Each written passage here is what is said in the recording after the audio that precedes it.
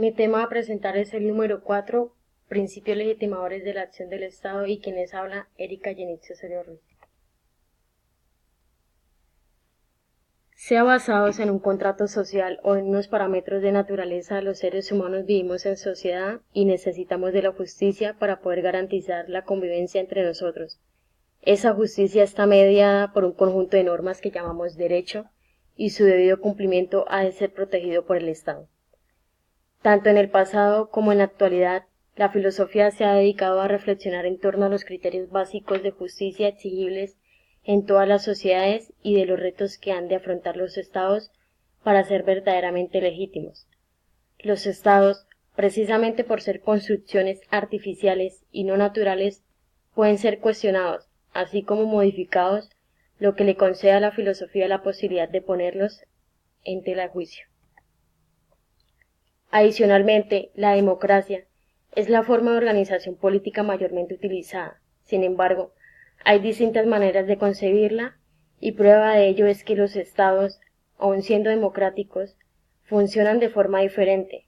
Por eso es que, para que podamos tener claridad acerca de ese término, es necesario conocer los distintos modelos básicos de la democracia. La justicia.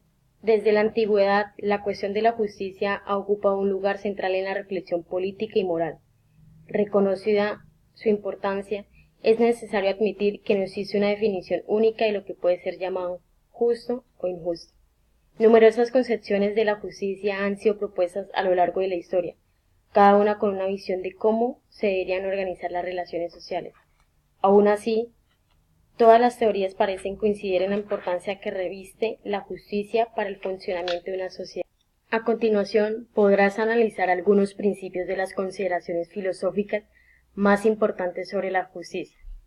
La ley del más fuerte. ¿Cuál es la ley de la selva?, preguntó Baguera. Pega primero y avisa después. Hasta por tu propio descuido conocen que eres un hombre. Pero sé prudente. Tengo la corazonada de que en cuanto a aquela se le escape el primer gamo sobre el cual se arroje, y cada día va haciéndosele más difícil apoderarse de los gramos que persigue. La manada se pondrá en contra de él y de ti. Tendrá un lugar un consejo de la selva en la peña, y entonces. Kipling, el libro de las tierras vírgenes. Platón, justicia como armonía social. Para Platón, tal y como es expuesto en la República, la justicia se define como el principio que regula tanto las relaciones entre las diversas facultades del alma como las relaciones entre las diferentes clases sociales. Podemos arrojar algo de luz sobre esta caracterización inicial si consideramos la concepción platónica del alma. Originalmente, Platón divide el alma en tres elementos o partes. Una parte racional, nous; una parte irascible, timos; una parte apetitiva, epitimia. A partir de esta división tripartita, Platón afirma que un hombre justo es aquel que pone de acuerdo sus tres elementos exactamente como los tres términos de una armonía. Aunque Platón tiene interés por mostrar que en el orden adecuado la parte racional debe imponerse sobre las restantes, no se debe pasar por alto que lo esencial en su concepción de justicia reside en la necesidad de que cada parte del alma cumpla adecuadamente con su función.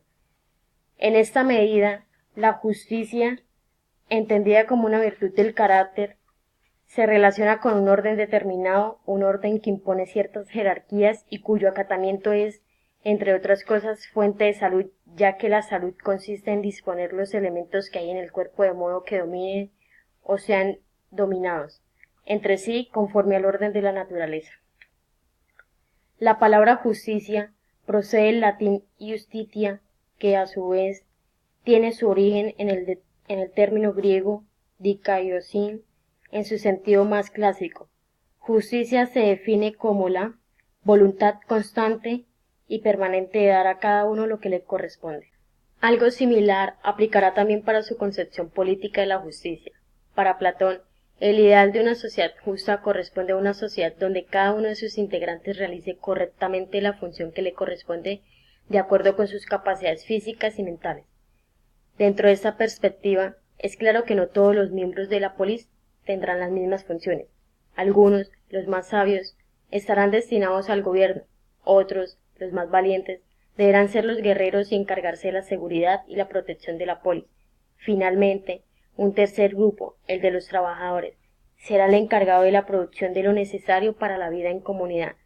Si cada sector, y con ello cada individuo, cumple su función específica, entonces el resultado será siempre una polis justa. En el caso contrario, se atentará contra la armonía natural y, por tanto, no podrá existir la justicia. Aristóteles, la justicia como igualdad.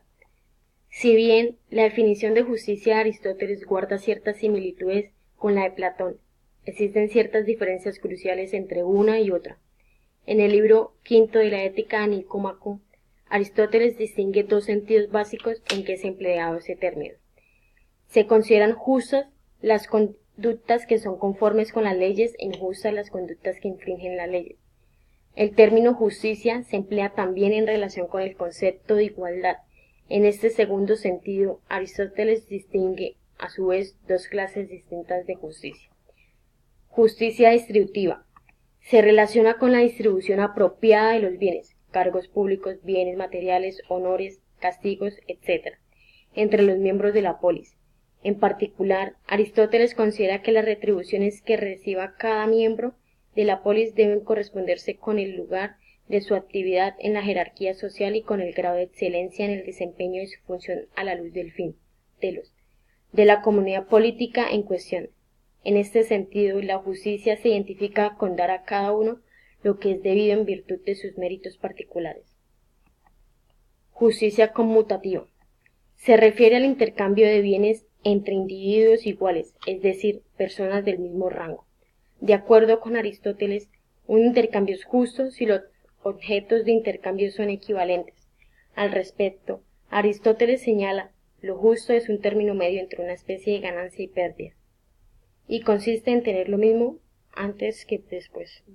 Por último, es importante anotar que tanto para Platón como para Aristóteles, la justicia es concebida como una virtud y, en esa medida, se relaciona principalmente con el carácter de las personas. En consecuencia, un individuo solo será considerado justo si tenía la firme disposición de cumplir los acuerdos legales y de dar a cada uno lo que se merece. Esta concepción de la justicia como virtud será la que predomine hasta la modernidad. Se piensa que lo justo es lo igual, y así es, pero no para todos, sino para los iguales. Se piensa por el contrario que lo justo es lo desigual, y así es, pero no para todos, sino para los desiguales. Aristóteles. Santo Tomás de Aquino, la ley natural. Al igual que Aristóteles, Santo Tomás concibe la justicia como una virtud vinculada con el dar a cada quien según su derecho. No obstante, Santo Tomás puso un especial énfasis en la misericordia y su relación con la justicia. De hecho, surgió que en ciertas ocasiones podría ser justo que un hombre en extrema necesidad se sirviera de la propiedad de otro siempre que lo considerara indispensable para su subsistencia. Más allá de los problemas jurídicos que esto podría suscitar, Aquino asumió como una obligación la ayuda de los desposeídos. De otro modo, es importante ver las relaciones que Santo Tomás plantea entre justicia y ley. La ley es una ordenación de la razón dirigida al bien común y promulga por quien tiene el cuidado de la comunidad. Según Santo Tomás, existen dos tipos principales de leyes, la ley positiva y la ley natural. Santo Tomás, la justicia sin misericordia es crueldad. La ley natural corresponde a principios morales que surgen de la naturaleza del hombre y los cuales son descubiertos por medio de la razón tras un estudio de las características principales del ser humano. Por su parte, la ley positiva o civil coincide con la ley promulgada por los legisladores de una sociedad.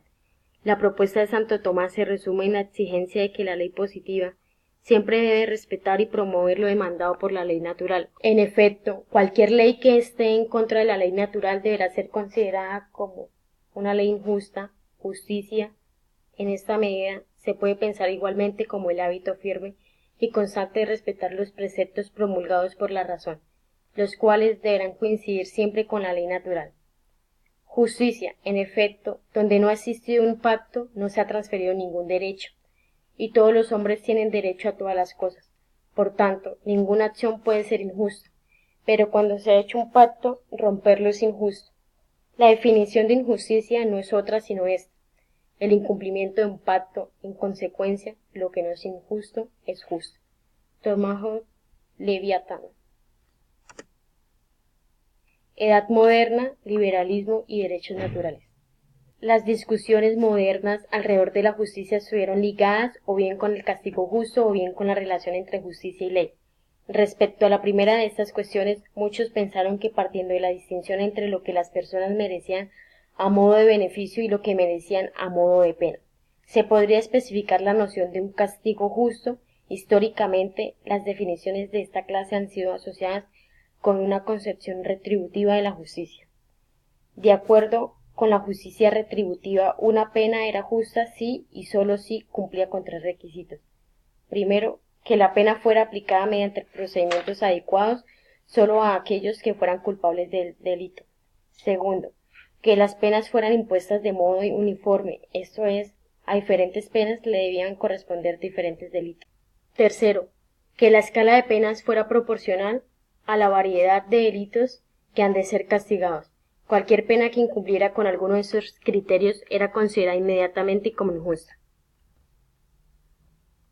Por lo que concierne a la segunda de estas cuestiones, los contractualistas, entre ellos Thomas Hobbes, de 1588 a 1679, John Locke, 1632 a 1704, y Jean-Jacques Rousseau, 1712 a 1778, definieron la justicia como conformidad con la ley.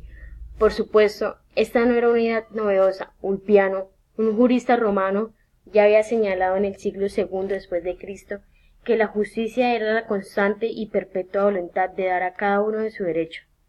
Justitia ex constant et perpetua voluntat ius suum cuique divundi, donde dar a cada uno su derecho, suum cuique dibur, equivalía a hacer lo que las leyes mandaban. Hobbes, Locke y Rousseau afirman entender la sociedad política como el resultado de un contrato social, en el que las personas renuncian a una parte de sus derechos naturales a favor del Estado, para que éste utilice el poder resultante en beneficio de la paz, la seguridad y la prosperidad de todos. La teoría del contrato social describe una situación inicial, un estado de naturaleza, y a partir de ahí intentan explicar la necesidad del Estado. No se trata de explicar el origen de un determinado orden social, sino de aportar razones que justifiquen su institucionalidad. Lo que pierde el hombre por el contrato social es su libertad natural y un derecho ilimitado a todo cuanto le tienta. Lo que gana es la libertad civil y la propiedad de todo cuanto posee. Rousseau. Debemos pensar en las leyes como un conjunto de normas de alcance general destinadas a regular y en algunos casos constituir ciertas actividades y cuya violación acarrea casi siempre una sanción.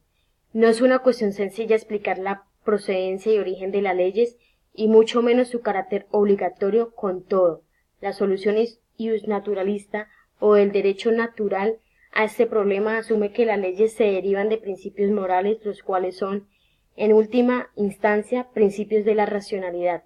Entendidas así, las leyes serían, en suma, la materialización de los principios de la racionalidad. Como consecuencia, lo injusto se reduciría a toda actuación que estuviera en contra de la racionalidad, mientras que lo justo correspondería a toda conducta acorde con los principios de la razón. Utilitarismo, justicia y convivencia social. El utilitarismo sostiene que un acto es moralmente correcto siempre que sus consecuencias sean útiles para la sociedad. Al extrapolar esta intuición al plano político, los utilitaristas llegaron a proponer que la cuestión de la distribución de los beneficios de vivir en comunidad debía resolverse atendiendo a sus consecuencias generales.